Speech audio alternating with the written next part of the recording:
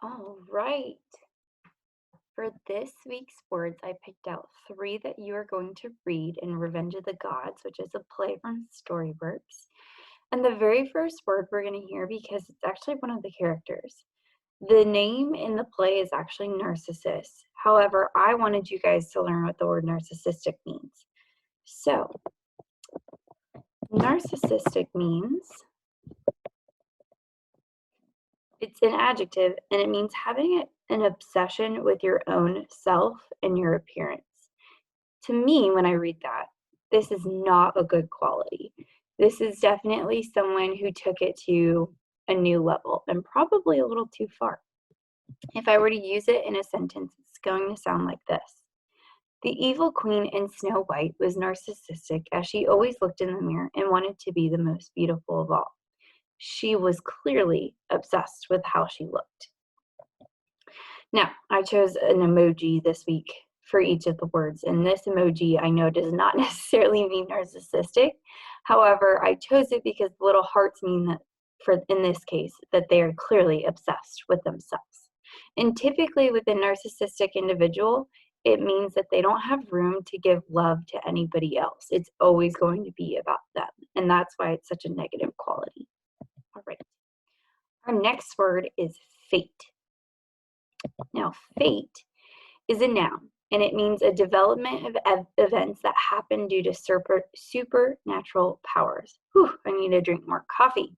So,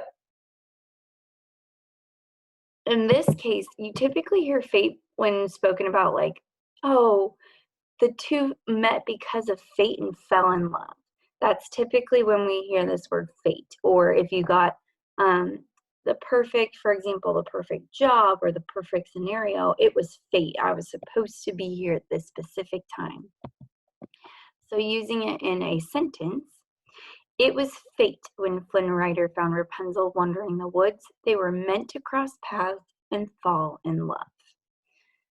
So, of course, I did the heart eye emoji because that resembles Rapunzel falling in love with Flynn Rider. All right, in our third word, distraught. This is a very powerful word. Let's see, it is an adjective, and if you are feeling distraught, it means that you are feeling deeply upset or agitated. So if I were to use it into a sentence, I said teachers were completely distraught when the governor announced that school would not be going back this year because we were, meaning that the teachers were extremely upset. They were frustrated. They agreed with it for safety reasons, but their hearts were breaking because they missed their kids. Okay. And of course, I chose the crying their eyes out emoji because it's very fitting. All right. So you might be distraught over, let's see. Some of us might be distraught because we didn't do well on our tests or we forgot to do an assignment for homework. We might be distraught because something happened during recess on the playground.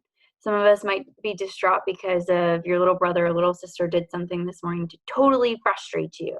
So there's so many different reasons we can feel distraught.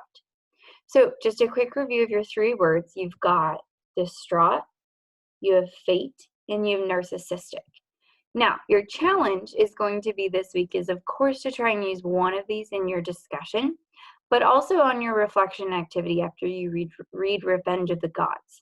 Now, I know that you're going to want to be using narcissus as narcissistic, but that does not count.